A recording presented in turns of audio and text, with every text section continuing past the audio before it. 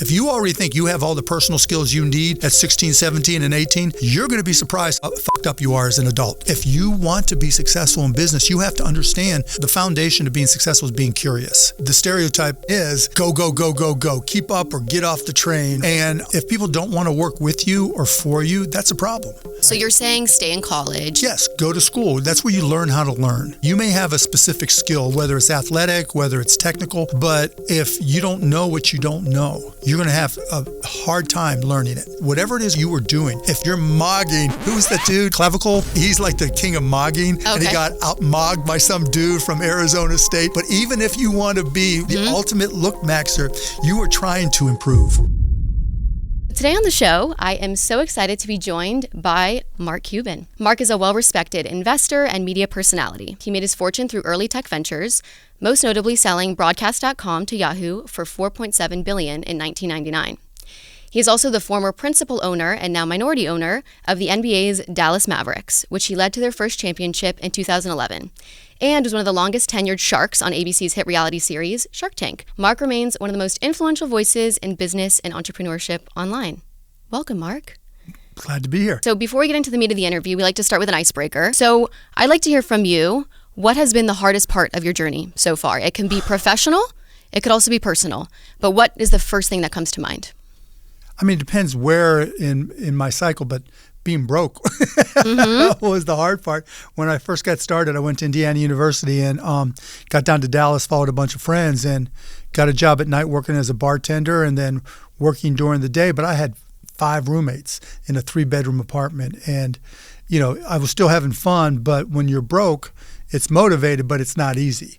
And so I think that was my greatest challenge. But professionally after that, after things started to roll, I think it was learning to read the room, to be nice, you know, because I think growing up as an entrepreneur in my 20s and early 30s, it was like go, go, go, go, go. You have to be that dominant, entrepreneur that sets the tone, expects nothing but the best, doesn't suffer fools. And that held me back. It took somebody, Todd Wagner, one of my friends and partners, who said, "You're a dick." At what age was that you realized that? This was in my 30s, mid-30s. Wow. Yeah.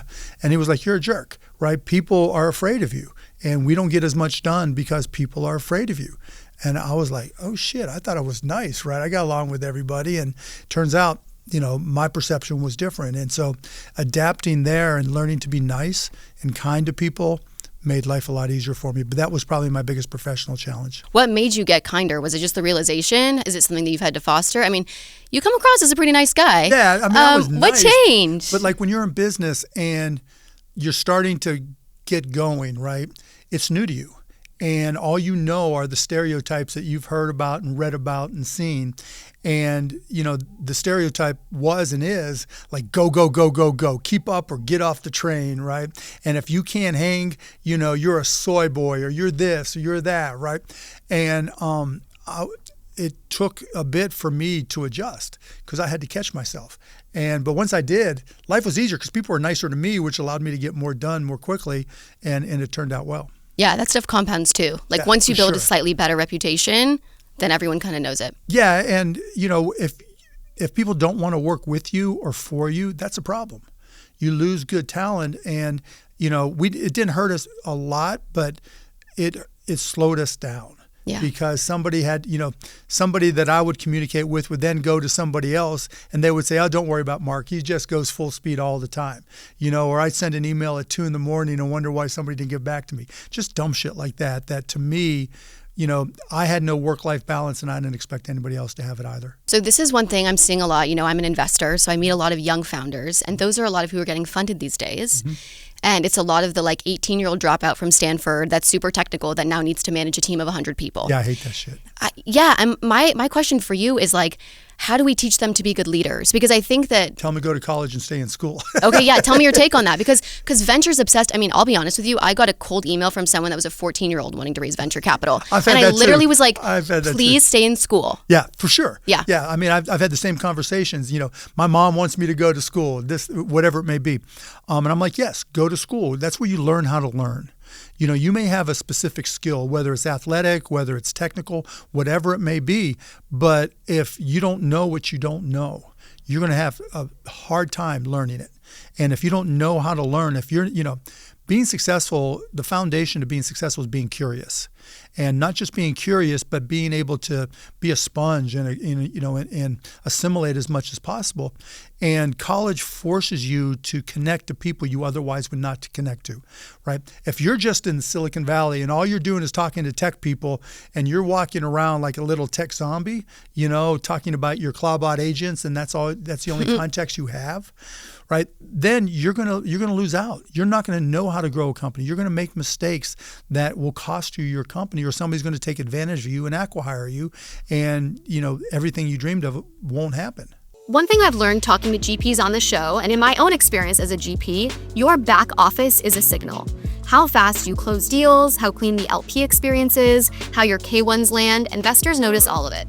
The more buttoned up you are, the more likely they are to give you more money in the future. That's why I want to talk about Sydecar. Sydecar is the SPV platform built for fund managers who want institutional quality execution without hiring a full back office team.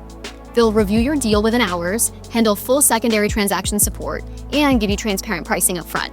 No platform carry. Also, your LP relationships stay private, which is super important. It is not a marketplace. If you're running a professional fund, your infrastructure should look like it. Sydecar makes that possible without the overhead. Check them out at sydecar.io/partner/trailblazers. So I know you like sticky problems. We'll get into all the healthcare stuff in a bit, but education is like the stickiest of problems. Right. So you're saying stay in college, get an education, but costs of tuition are only going up. Go to a place you can afford. Yeah, so what's your take on that? Like, is college still worth it? Do we need to rethink education entirely? Give me your take there. Do I think you need to go to an Ivy League school? No, but if you do, most of them pay for your tuition if you otherwise can't afford it, right? Should you go to a school you can afford? Yes. If you can't afford school yet, should you go to a community college to learn the basics? Yes, because that grounds you and it connects you, and it still challenges you. And if you're able to breeze through it because you're smart, then you breeze through it. You take your credits, but at least you've learned to set a schedule and stick to it, and you've learned different things you otherwise might not have connected to, and then you can transfer and still go to a school you can afford. But here's the cool thing, and I think that's changing education. One, because so many people are concerned about AI and trying to get apprenticeships and more physical jobs. College people going to college. The number of people going to college is declining, particularly among men. And so I think you're seeing tuition start to scrape down, which is good. You're seeing scholarship and support money start to increase, which is good. And then the third part of that is AI. Because you can complement. I love, people get afraid of AI for education. I love it, right? Yeah. Because, I had to talk to, in Pittsburgh where I grew up, I went back and talked to a bunch of educators, I think in November. And, they were teachers and they were all terrified, like it's going to take their jobs. I'm like, you don't understand. AI allows you to personalize the education you're offering to each individual student. You don't need to spend all your time grading papers, the first pass, second pass, whatever. AI will do all of that for you, and based off the progress that child is making, it'll tailor what that student needs. And because of that, you can focus on things that just create the light in the kid's eye. And then I said to them, isn't that why you're here? Right? Isn't that what you want to do? Just see that sparkle in a kid's eye, whatever it may be. It may be art. It may be who knows what. It may be learning Polish because their grandmother's Polish. But that's the beauty of it. And so wherever you go, whatever you do, you have the world's best libraries, teachers, and professors available at your fingertips if you just ask. And so, while you can build emotional skills and you can build relationship skills and other things, you're never going to be at a loss from the actual academic side. And so I think now there's no better time now to want to go to college than now, because if you just don't think that let me rephrase that. If you already think you have all the personal skills you need at 16, 17, and 18, you're going to be surprised how fucked up you are as an adult.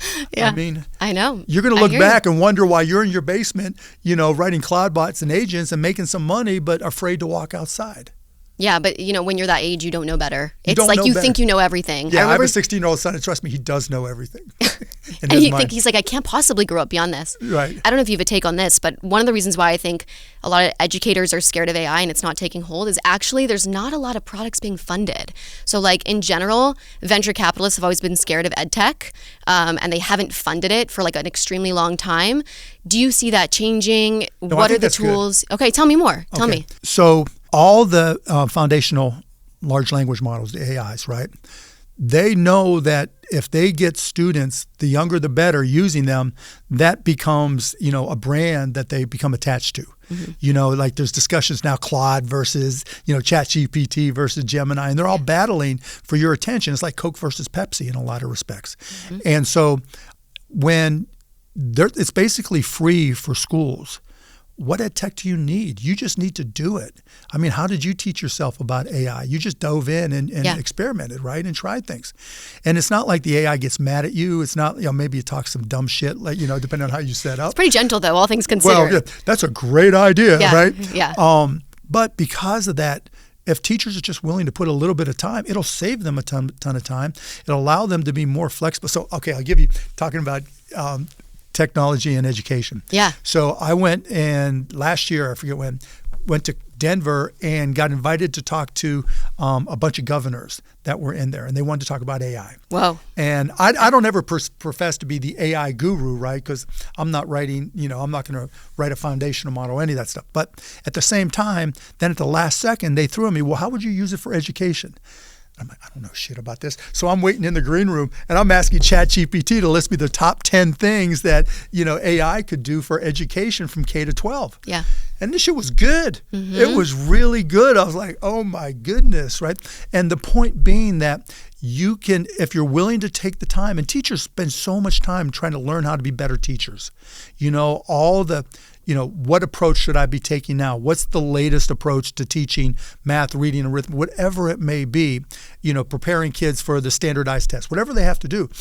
And so it's not a stretch for them to try to experiment and learn these things. I don't think you need big, complicated AI because, driven by edge tech investments, because, that, I think that just takes it down the wrong direction. It's no longer organic. And more importantly, anything you create in ed tech is going to be a feature, not a product at some point in time. Mm-hmm. Hence why a lot of people don't invest in it, because a lot of that's been the past so far. And that's happening in everything. Software now, where software was margin, sell a whole lot of them, price per seat. Now you see what's happening to the software firms, public software companies, and so outcome-based pricing now. Right. Yeah. Well, or not even or usage-based or token-based. Token-based, right? Of course. Tokens becoming kind of like the currency of the realm, right? Wild. And so instead of price per seat or X number of dollars per year, it's how many tokens do you use, and then what agent can you develop to arbitrage all the different tokens.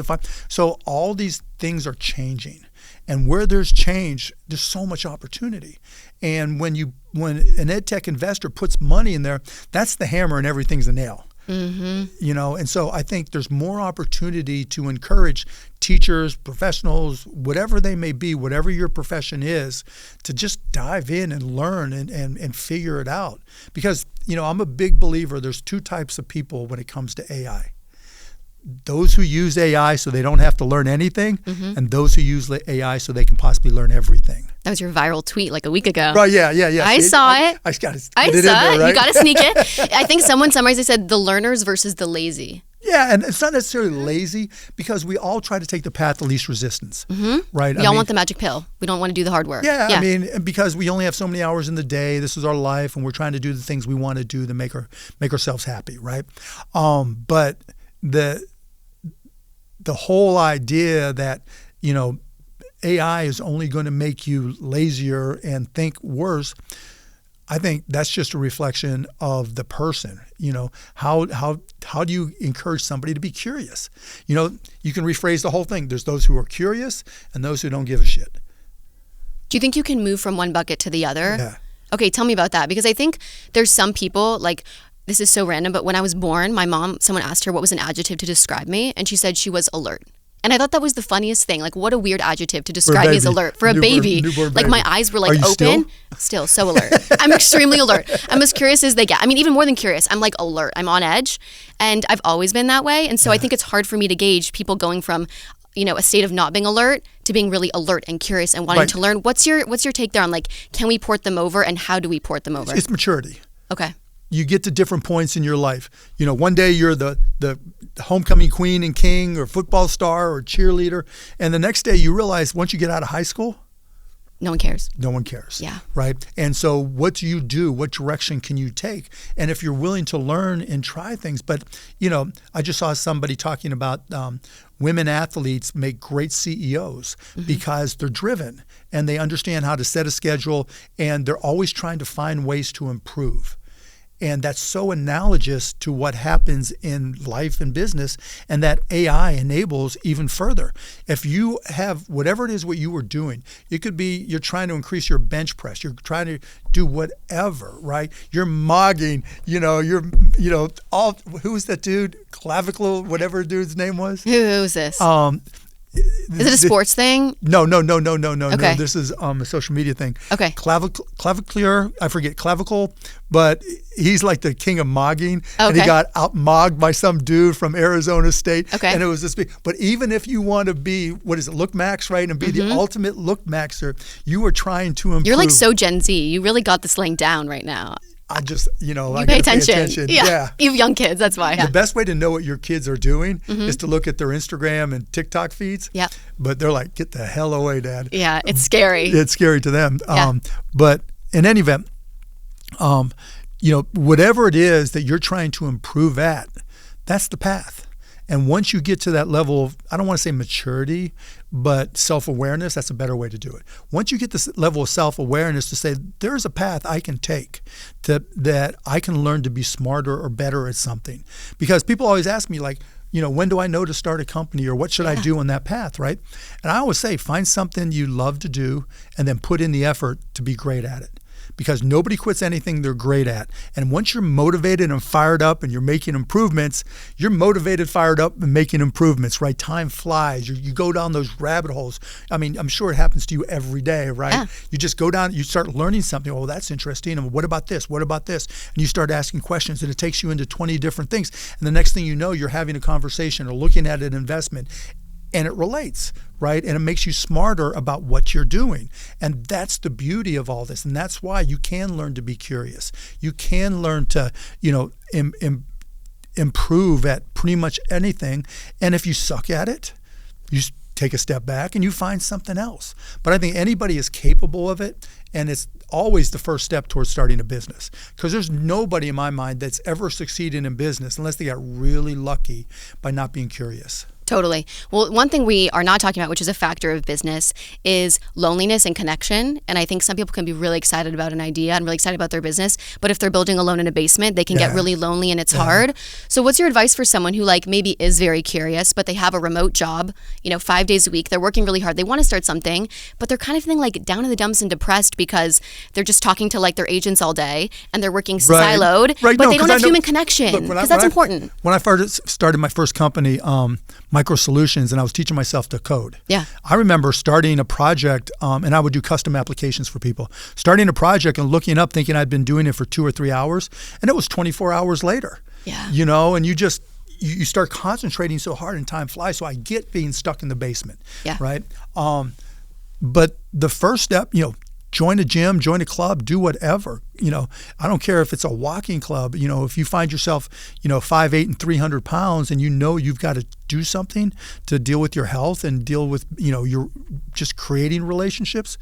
If you can find the energy and the internal fortitude to take a chance and start whatever business it is you're doing in your basement, you got to use that same will and fortitude to get out of the fucking house. And even if you're just walking around the neighborhood saying hi to people, you'll be shocked if you just go out where their people are. Yeah. Even though you're self-conscious. Look, when we leave, I'll show you a picture of me at 16. Okay. All right. So playing sports, I got hit in the face by a bike. and I was running for ball, And my parents didn't make much money. And so I had to get caps on these 2 teeth. Okay. All they could afford were stainless steel caps.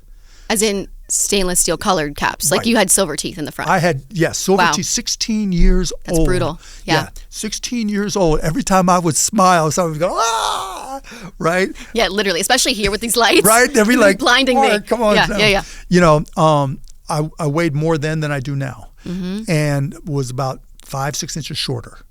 And so it wasn't like I was in demand. But I tried sports. I got a group of friends and hung out with them. They're still my friends. And so you've got to go out there and put that same energy into, creating a social path for yourself. Because, you can go through Reddit, you can go through every platform that you ever wanted to try to understand what's happening in the world. But particularly now in an AI world, right? Because in an AI world where it's so easy to connect to anything, then people are going to react to that and want to have IRL, real world experiences. And if you want to be successful in business, you have to understand where people are willing to connect to AI and where they need real world experiences and real life communications and connections. And one without the other, you're going to fail. Absolutely. And so much of it, I think we don't talk about this enough, but so much of the stuff we see online is actually fake. Oh, of course. So it's like created for rage bait. I had a very interesting discussion with someone at a dinner who's like a deep fake researcher. And we were all saying hot takes, and she said, I think, my hot take is that we'll never be able to know the difference. That like so many of these models are being trained on so good, right? Yeah, on also like fake images and fake videos and that we're going to get to the point where it's just all slop. Oh, some of the shit I see, that's me. Yeah, and you're like, that's really not me. No. Yeah. No, it's like, is that me? Oh, yeah, you don't know. You don't know, right? We could quote you saying something you never even said. No one would know. Multiple times, and so it's crazy. It's going to be difficult, but that said, I think the LLMs, the large language models, the AI, won't deal with the deep fakes, but they'll deal with misinformation better than anything we've gotten. I think there's a lot of people out there that are trying to come up with algorithms that you can put in front of something that you look at and it'll tell you if it's misinformation or not. Nah, that's going out of business. What'll work is large language models.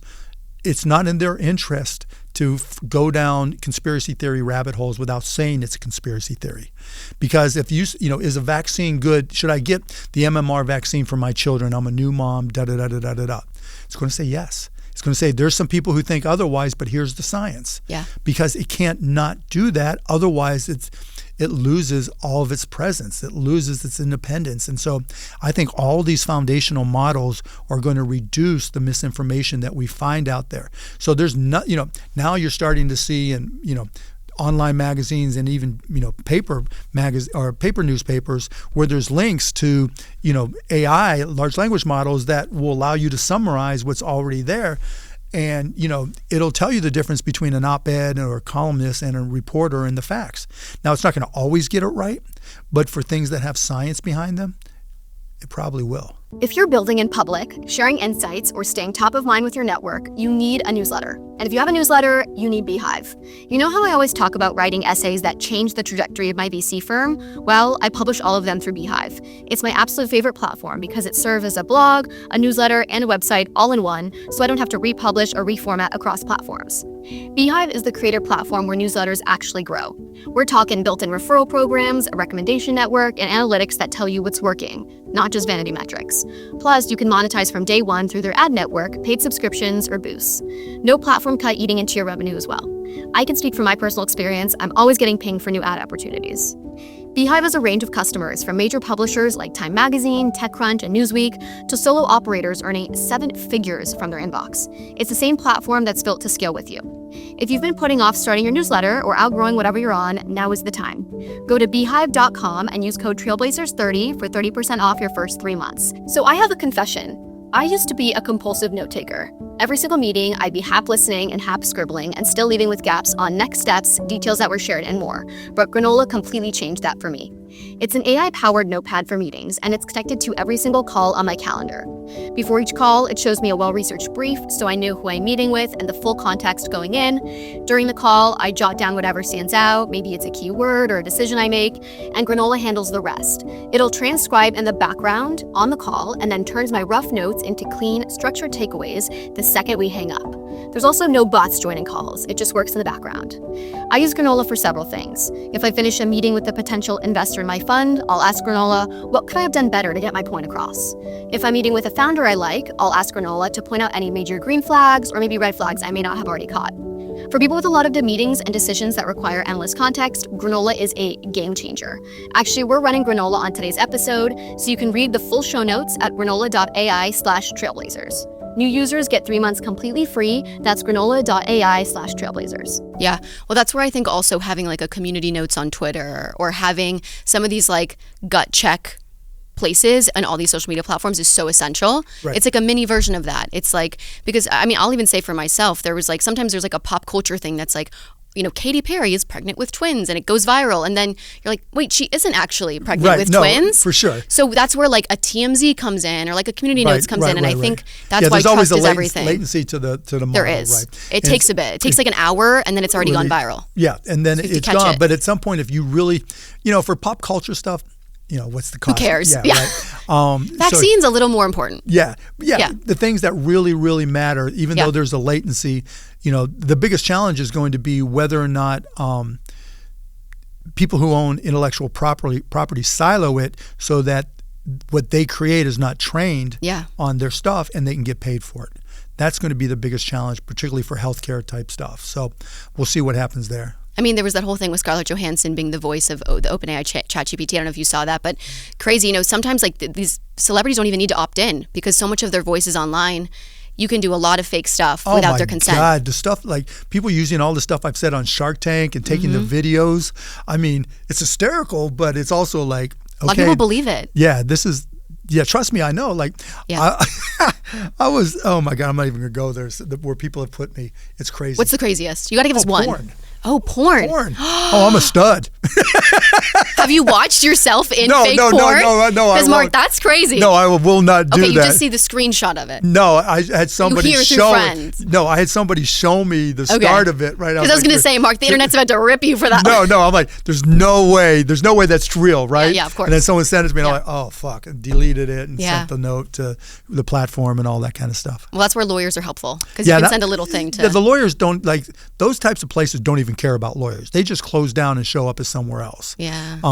Like I actually work with the FTC, Lena Khan from the last administration, who I love, and there's a whole thing where people were using all the images from Shark Tank and other celebrities as well, and me independently to sell these diet pills, you know, and what I was going to bring up, the crazy part is whenever the government would go and look at the website that was selling these pills, it would never be there.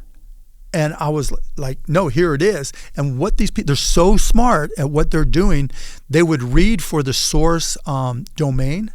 And if it had a .gov, they would change it to a website that was all flowers and pretty shit and stuff like that. Yeah, it's crazy. So smart. So smart. You got to respect the hustle. You got to respect the scammers and the hustle, right? I do. I hate to say it, but sometimes I'm like, it's so smart they deserve to win. I don't want to say they deserve to win, but I give them credit for being smart. I give them credit. Yeah, for sure. Lena Khan, whether or not you agree with her politics, she's so brilliant. Mm-hmm. She's so brilliant. She's been spending, you probably know this, but she's been spending a lot of time in like the tech world, and she's always at every conference I go to now. Oh, she is? That's very cool. Yeah, she's doing a lot of these like tech and policy panels, you know. She has a little more free time now. Yeah. And she's so brilliant. No, I love her. You know, we disagree on whether the big AI companies should be broken up. Yes, I think you probably, you and a lot of other capitalists disagree, but you know. Well, I'm a compassionate capitalist. Okay. That's what you call it. Are you a capitalist? I'm a hardcore. I like compassionate capitalist, but I think I'm more capitalist than compassionate. I like making money. I like winning. You're in a different place right now. Yeah. That's why sometimes when she says things, I'm just like, do you know who you're speaking to? This is a room of business people. Right, and that's okay. You know, that's okay. Yeah, for her to stand up and say that. Yeah. Like but I respect it. Yeah, but I helped her with pharmacy stuff. We're helping to, when she was there to break that up. And that stuff I was telling you about with the diet pills, I worked with her to try to uncover it. We worked, her and Google, and to a certain extent Facebook, to try to shut them down. Good. And they didn't get them all, but they got a chunk of them. Yeah, I could see her being on it. That's a good one for her.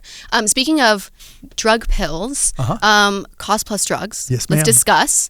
So obviously you made a big splash a few years ago when you started this. I want to ask you, how is it going today? Killing it. Give me the update. What's going on right now? We launched January 19th of 2022 with 111 medications and no clue whether or not we'd get any customers. And now we've helped millions of people. We're at thousands of medications, and we're literally changing healthcare as we speak. We've expanded so that we're manufacturing these drugs called sterile injectables that hospitals use. We've created something called costpluswellness.com. Tell me about that too, yeah. And so what that is insurance companies suck, right? Particularly the biggest insurance companies. And there are companies that do what's called self-insuring, where they pay for all the healthcare bills rather than getting them insured directly. And with Cost Plus Wellness, we let them do a direct contract. The company does a direct contract with the hospitals. And by doing that directly and cutting out the insurance companies on those transactions, it saves a boatload of money. And so that's brand new. We just soft launched it in December, I think, and it's just starting to take off now. That's so exciting. Yeah, it's really cool. Literally, you're tackling the market from so many different angles too. You're like, insurance companies, okay, no, self-insurers, okay, and you just keep going. Just want to fuck up the whole thing. Nobody looks at their healthcare and says the economic side, that's perfect. I love the way the system is set up. Everybody looks at the exact opposite way. And now we have all these big insurance companies that are trying to copy us and telling people, oh wait, we do the same thing, and they don't. They're not transparent. They we're still the only pharmacy that lists all of its the price of all of its medications. So, short story, if you go to costplusdrugs.com and you put in the name of your medication or your grandma's or mom's medications, right? If we carry it, it'll come up and we'll show you our actual cost. And not only will show you our cost, we'll show you our markup, our margin, which is always 15%. And it's mail order, so it's $5 to ship it. And by doing that and limiting the margins, and as our volumes go up, our costs go down, and passing that through, we've been able to save people. I mean, literally, people will walk up to me on the street and hug me or start crying or send emails. My dad has cancer, and he didn't want to saddle us with the credit card debt when he died, and however long that would be. So he decided not to take his medications anymore. But then we went to costplusdrugs.com, and instead of being $903 that we can't afford, it was $43, which we could afford. Life-changing. Yeah, just all the time. And it's wrong that, we're able to do this, because we should never be in this position in the first place. But, these big insurance companies are so big, they're too big to care. And so, their margin is my opportunity, to quote Jeff Bezos. Totally.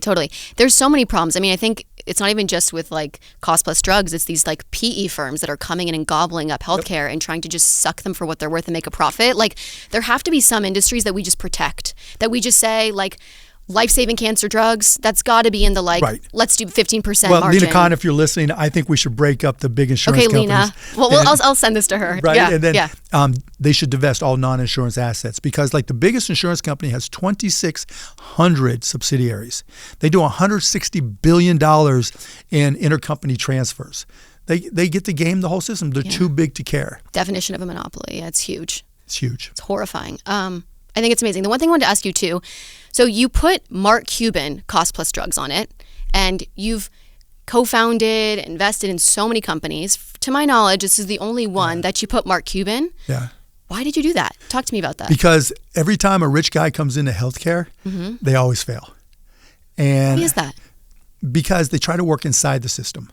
So literally, J.P. Morgan, Warren Buffett, and Amazon got together, created a company, I think it was called Haven, about 5 years ago, where they said they were going to change healthcare. Within 3 years, they were dust. And here we are. Similar concept, or what was the concept? The goal was the same. Yeah. The approach was completely different. Yeah. In their particular case, they thought by creating the scale, sorry about that, they thought by creating scale, they can get better pricing. They can, by using their own employees and their customer base, they can get people to. But they worked inside the system. And I don't work with the big PBMs. I don't work with the big insurance companies. We work to try to diminish them, right, and disintermediate them. And so I wanted people to understand that I was serious about this because it was my very first company I ever put my name on, and that I was fully committed to doing this. That, when it's all said and done on my tombstone in 50 years, if they say he fucked up healthcare and he had a good time, I'll be smiling. I love it. Well, I also think the 15% margin thing is very tricky to accomplish. And so people know that you have a lot of money. So putting your name behind it too makes it more legit. I think that's a big part of it. I mean, correct me if I'm wrong, but I think that's a big part of it. Like one thing that I heard in a podcast, the guy said, trust equals transparency divided by self-interest. And it applies to every business for anything, but particularly to healthcare. And by being completely transparent with our cost and margin, okay, that's the transparency, high numerator. And by only having a 15% margin, okay, it's not a ton of self-interest because nobody knows what anybody else charges, but they know that their prices are higher than ours. So it must be more because we're not big. People buy cheaper than us, in a lot of cases, not all, but in a lot of cases, and they must be marking it up a whole lot more. So, that's really what we sell is trust. The 2026 primaries are taking shape, and if you have a strong opinion about how they're going to go, Kalshi lets you actually trade on it. Kalshi is the largest prediction market in the U.S., federally regulated and available in all 50 states. You're not betting against a house. You're trading against other people in a live market, taking yes or no positions on real-world events. Elections, federal interest rates, economic data, you name it. Right now on Kalshi, you can trade on the California governor race, Senate outcomes, and a dozen other major political storylines as they develop. As the probability shifts, you can buy in or out of your position in real time. It's a completely new asset class, and honestly, one of the more interesting ways to have skin in the game on what you're already watching closely. Download the Kalshi app, that's Kalshi, and use code Trailblazers to get $10 when you trade $10. Or go to kalshi.com/r/trailblazers to accept this $20 offer. With Kalshi, you can trade on anything. 18 plus only, restrictions and eligibility requirements apply. Event contract trading involves risk and may not be suitable for all investors. Prices, values, and available markets may differ from those mentioned. For more information, see kalshi.com/regulatory. Okay, so a quick experiment. Think about the last long message you typed. Could be a Slack thread, a prompt into Claude, maybe it's a detailed email. It probably took you 10 minutes, maybe even 20 to get it right. Now imagine you just said it out loud instead. That is the whole pitch for Wispr Flow. Wispr Flow is voice to text that actually works in every app on every device. You speak naturally and it outputs clean, formatted text that's ready to send. No setup, no integrations, no fixing weird transcription errors. And it works across Gmail, Slack, Notion, Claude, iMessage, wherever you type. And unlike the built-in dictation on your phone, Wispr Flow removes all filler words, mid-sentence corrections, and jargon. What I personally love about it too is that it perfectly matches my style. So I often type in all lowercase letters, so it'll type like that. I also say things like LMK, which means let me know in shorthand, and it'll auto-adjust it from let me know to LMK. Like many of you, I also do a lot of brain dumping into LLMs. So instead of typing it all out, I actually just speak my windy train of thought into Wispr Flow, which is infinitely faster than trying to get my fingers to keep up with the pace of my thoughts. If you do any serious writing or just send a lot of messages and emails, using Wispr Flow is a no-brainer. Get 1 whole month of Wispr Flow Pro completely free at ref.wisprflow.ai/trailblazers. I wanted to ask you, so I heard you say this on TBPN, that if you were, which is, like a tech show we all love. Obviously, I did the show, right? So yeah, I know. You know it. You know it. And if you were, and I think they asked you, like if you were a 20-year-old or your advice for a 20-something, what would you do? And you said actually something that I thought was interesting. You talked about how you'd almost start like an AI, coaching business for SMBs and build workflows for them, which is more of like an agency consulting model. Whereas a lot of young founders now are going the like build a product, raise venture, blitz scale, bull market. So between those two, if you're a 20-year-old, what are you picking? Are you picking the like making $100,000 a month with this consulting model going to SMBs, or are you picking the like raise venture, take a big swing at fixing? Oh, hell no. I'm taking the money. I'm taking the $100,000 a month. Okay. And using that and just learning everything I could. So when the opportunity comes along, I can afford to do it myself. I'm a billionaire because I didn't give up a big chunk of my company. When we sold, I still owned a third of it. If you're raising a ton of money, just remember, raising money is not an accomplishment, it's an obligation. And it's dilution. Well, huge dilution, right? Huge. Particularly if you get caught in that trap of, okay, I did my seed, I did my angel, I did my seed, now I do my Series A, then I'm going to go to a Series B, and you think that's the accomplishment? You've already failed. Like I've seen huge multi-billion-dollar exits where the original founder, it's not nothing to make 10, 20, $30 million, but out of a multi-billion-dollar exit to make $30 million, Yeah, it's wild. Brutal. So that means you're working forever for somebody else. Totally. And why put in those extra 5 years? There was an interesting study, actually, my friend, I don't know if you know Bryce Roberts at NDVC. He's amazing. And he put out a study that said, on average, founders make the same amount when they're venture backed if they have an exit at seed versus Series D. And everyone's like, wait, that doesn't make any sense. Their company's worth so much 100%, more. That's a no, great they've point. been so diluted. It's truly the same take-home pay. People don't understand that. They Yeah. don't understand how it works. They just so entrepreneurs, even if you don't raise money, we fall into the same trap. One, we all lie to ourselves. We're better, cheaper, faster, whatever it may be. And that arrogance is a little bit good because it keeps you motivated. But then the other thing that we do, we get excited about revenue. Not profits, revenue. Yep. Oh, I got to $1 million. Like I felt the same way. When I was 24, I was on the Inc. 500. I got up to like number 29. And we were profitable, but not as profitable as our top line number made it seem, you know? And that's where people fall prey a lot. It happens a lot on Shark Tank. Well, I got up to $1 million or $5 million in sales. How great is that? Are you profitable? No. And, you know, how much money do you have in the bank? You know, $30,000. What's your burn? $60,000 a month. So you're out of business, but you got $5 million in sales. So you bought sales. Yeah. You just can't do that. And so you've got to understand what really is important to stay in business. If you're profitable, even if out of that $100,000 in revenue, it's $5,000 a month and you're barely hanging on, but that's your baby, right? You own all of it. You make all the decisions. How many times have you seen a company where they got money from somebody and that somebody wanted, you know, some liquidity and started telling them you have to do A, B, or C so we can try to move out of this, or or I'm not going to give you more money. And then the entrepreneur says, well, you told me to chase sales and now you're telling me there's no more money and now I'm going out of business because of you. Always, whenever you can control your own destiny, even if it's slower, even if it seems like you're plotting, even if, you know, particularly if you're in the Valley or here in New York where everybody seems to be going faster, and it's going to get 1,000 times worse in an AI world because everything is a feature as opposed to a product. Everything. It's just a question of how, where, and when it's implemented. And so going back to your original question on what they asked me on the show, you know, what I would do coming out of college, I would go to small, medium-sized businesses, having learned how to do agents, cloud bots, right? Anything and everything, and say to them, there have got to be 100 things that you do in this tiny business that you don't have the time to check the details on. And you don't know if it's worth hiring somebody to do it. I'll charge you $100 an hour.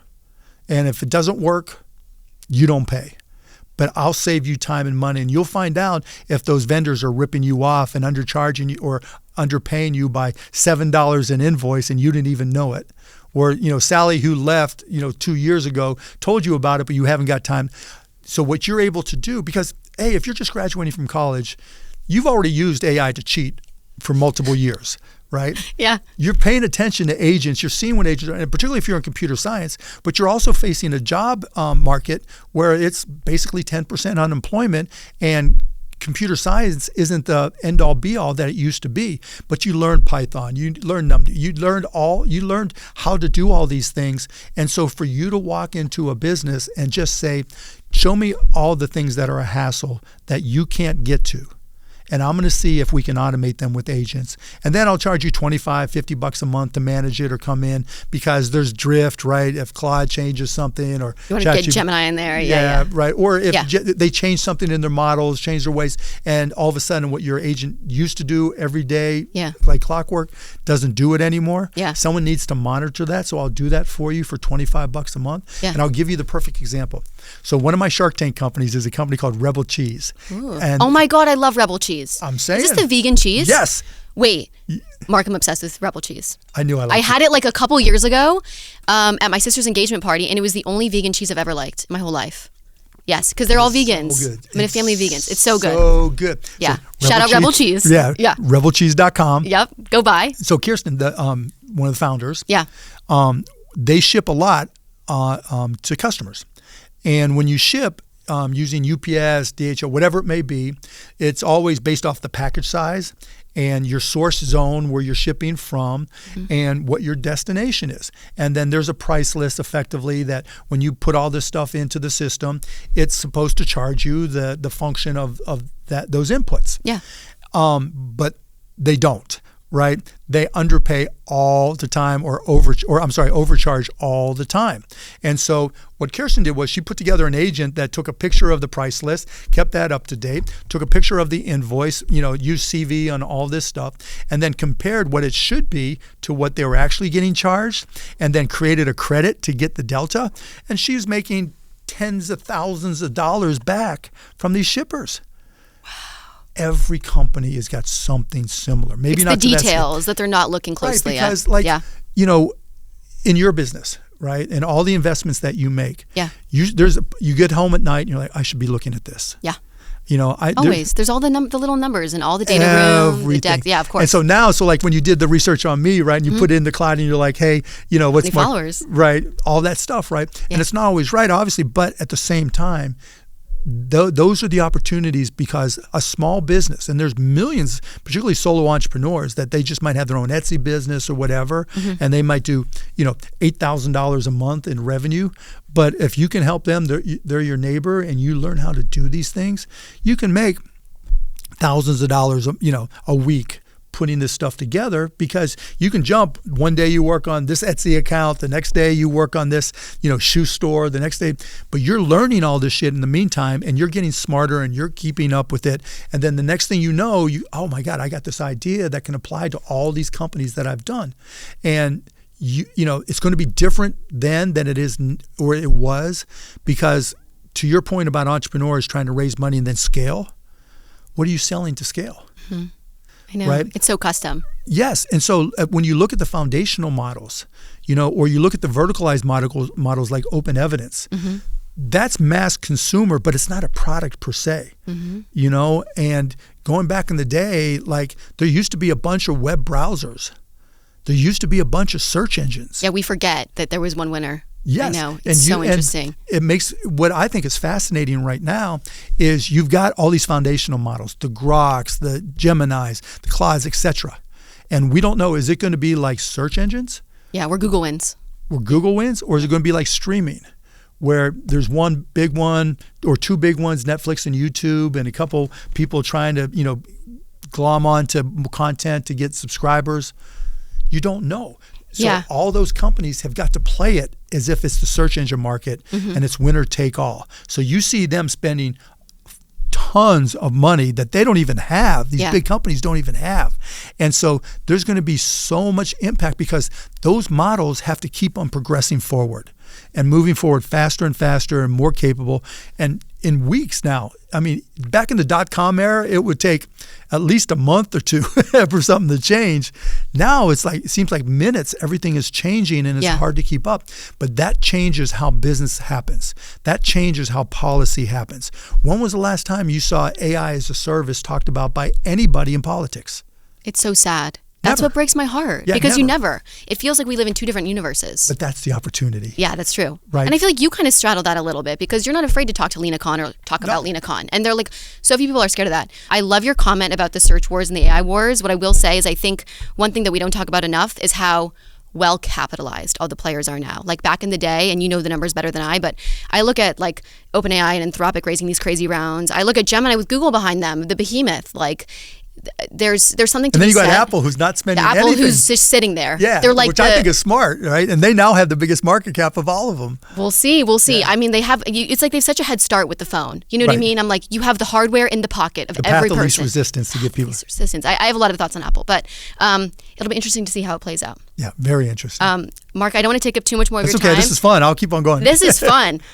Okay, the last thing I wanted to say on this, and then we'll get to the lightning round, is I think not enough people are talking about how, yes, I agree with you on this consulting piece, but actually it's pretty expensive to run these agents. So I saw you tweeted this like in the past couple weeks, how, and I think it was the All In Guys maybe who posted about this. Yeah, Jason. Where it's like, maybe Jason. It was like, they're actually they're telling their developers to spend like, whatever they want on agents, and it's actually adding up to like $300 a day. Yeah, more than you could hire somebody more for. Than that, which is $100,000 a year salary.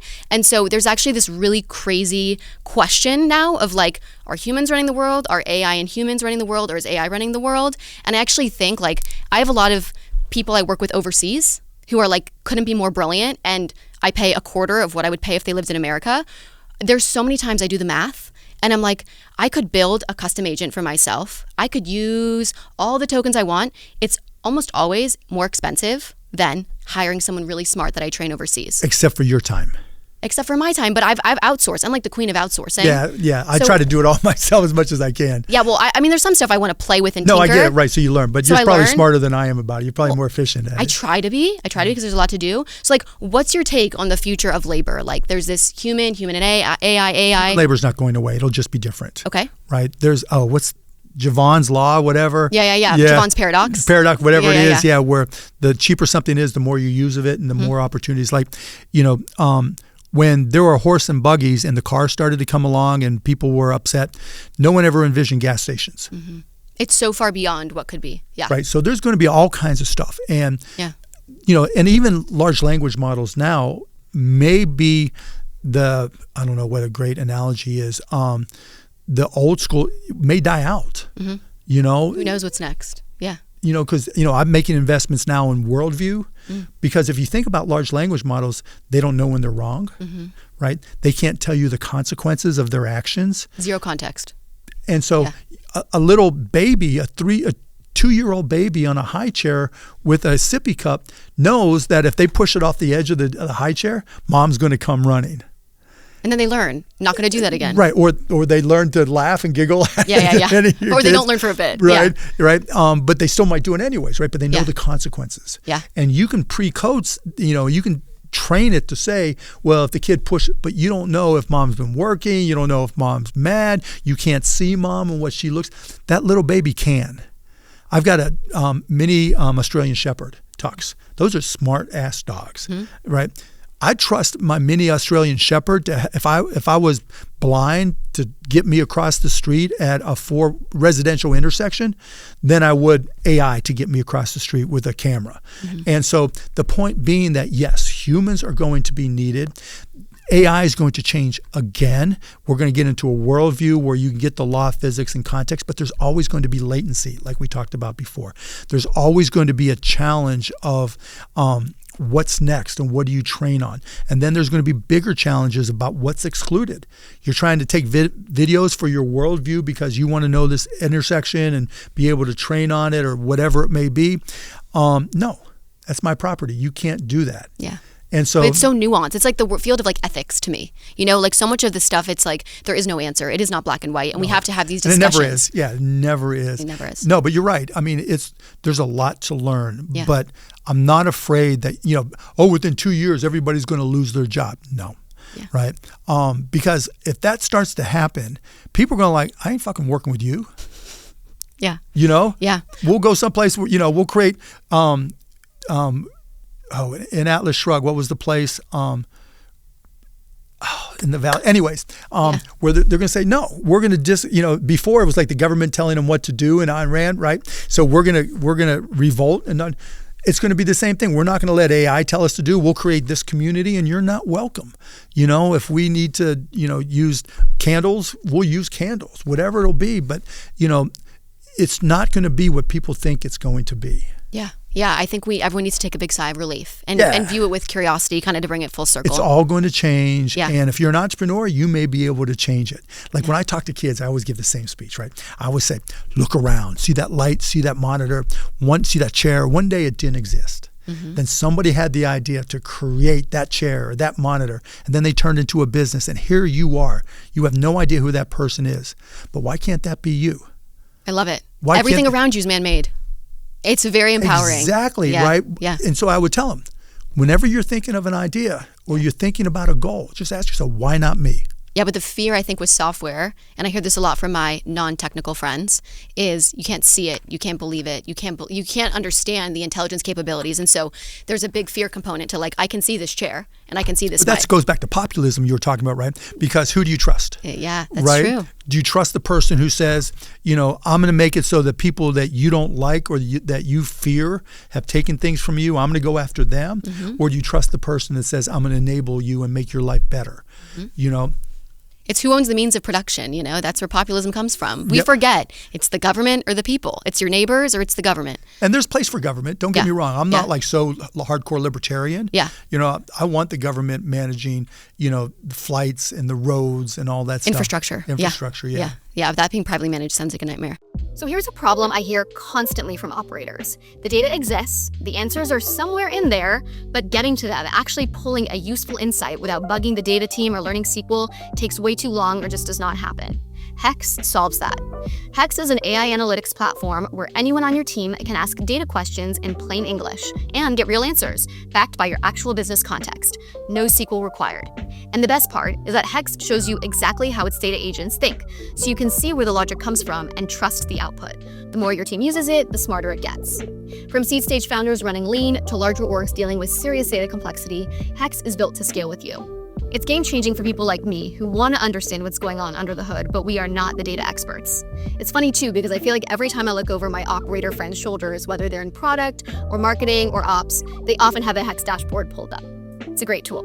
Trailblazers listeners get an exclusive 30-day free trial at hex.ai/trailblazers. Okay, we're going to do quick lightning round. Sure. Okay?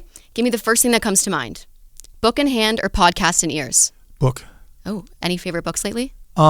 No, because I just read about healthcare these days. Okay. Because, and I'll tell you what, because podcasts, you get wrapped up and you can't stop, right? You can put a book down. I can't put a podcast down. Yeah. Especially good ones. Yeah. Especially this one. Exactly. Yeah. Trailblazers for the win. Exactly. Morning person or night owl? Both. Okay, so that means just no sleep? Actually, I just changed my sleep pattern because I needed more. But yeah, I didn't sleep a lot. What's a lot? What's your average? I mean, it used to be 4 to 5 hours. Now I'm back to 6.5 to 7.5. Yeah. Because I just decided like my workout sucked and I needed to get more energy. ChatGPT can tell you sleep more. Right. Be better. Yeah, right. It's your health coach now. Cooking dinner or ordering in? Ordering in. Okay. Do you have a favorite spot or favorite cuisine? Yeah, I mean, I always, there's a place called Asian Mint in Dallas, and I always order their teriyaki sea bass when they have it, or salmon or scallops. Whoa. But I'm a seafood guy. Yeah, I'm a sea bass freak. Yeah. Okay. Teriyaki seafood is interesting. I don't have that often. Really? Oh my God. Like literally I was just in DC and there was this place that had sea bass with little teriyaki spices on it on a skewer. Oh. And I ordered it. I was there for 2 days. I ordered it for 5 meals. It was so good after I tried it the first time. You're a man who knows what he likes. Yes. Okay, I'll give you that. Once I like it. Once I find something. I love it. VC or bootstrapping? Bootstrapping. Yeah, I feel like you're the king of bootstrapping. Yeah, there's no question about it. No question. Networking dinner or big conference? Big conference. Yeah, just because you can at least have some fun there. There's more stuff going on. And if you're stuck in a networking dinner or whatever, everybody's there to network. And that's just a pain in the ass. Yeah, and you might be seated next to someone. You're like, okay, I'm done. Yeah, I'm done. I want to move around. Exactly. Hire slow or fire fast? Hire slow and fire fast. If you have to pick? Hire slow. Okay. And why hire slow? Because firing is painful. Mm-hmm. I'd rather take as much time as I need to get it right. And I'm not very good at hiring. Mm-hmm. So, but yeah, I'd rather take my time because once you get them, it's almost like you screwed up if you have to fire them. Yeah. I'm sensing in the very beginning we talked about you getting kinder as you got older. This hire slow answer is showing me that you are really living that. That's the kinder answer, you know? Okay. Struggling to fire. I'm celebrating you that you've improved. I appreciate that. Thank you. Yeah. 10 small wins or 1 big moonshot? Moonshot. Okay.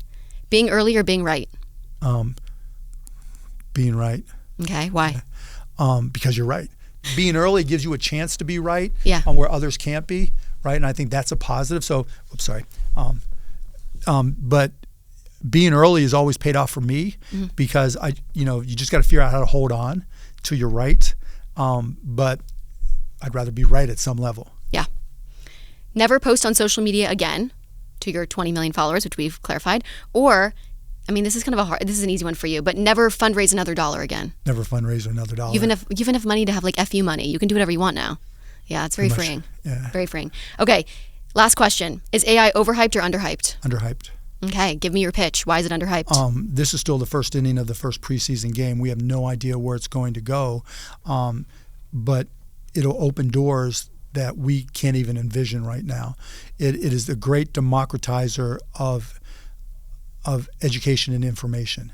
Any kid that has access to a smartphone, that can go to a web page, can get access to the greatest minds ever and ask them anything and follow whatever that interest is. And to me, you could be in the poorest, worst environment with the worst teachers at the worst schools, but if you're willing to just, hey, ChatGPT, teach me how to do da-da-da-da-da, and put together a study program that responds to the answers I got right and wrong, what can't you learn? Absolutely. It's like back to that quote you were saying earlier, right? Like if you want to use the AI models to learn everything versus learn nothing, right? Exactly right. Yeah. Mark, thanks for being here. This is fun. I really appreciate it. Yeah, I really you crushed enjoyed it. Thanks. Yeah, it was a lot of fun. Thanks so much for listening to the Trailblazers podcast. If you found this conversation valuable, please follow along on socials, share with a friend, leave a review, all the things. Most of all, please subscribe to our channel. It helps more contrarian builders find us and supports the work we're doing here. To learn more about what we're doing, you can visit trailblazerspod.com or my venture capital firm, parkrangerscap.com, or just follow along on socials at Erica_Wenger. Until next time, keep trailblazing.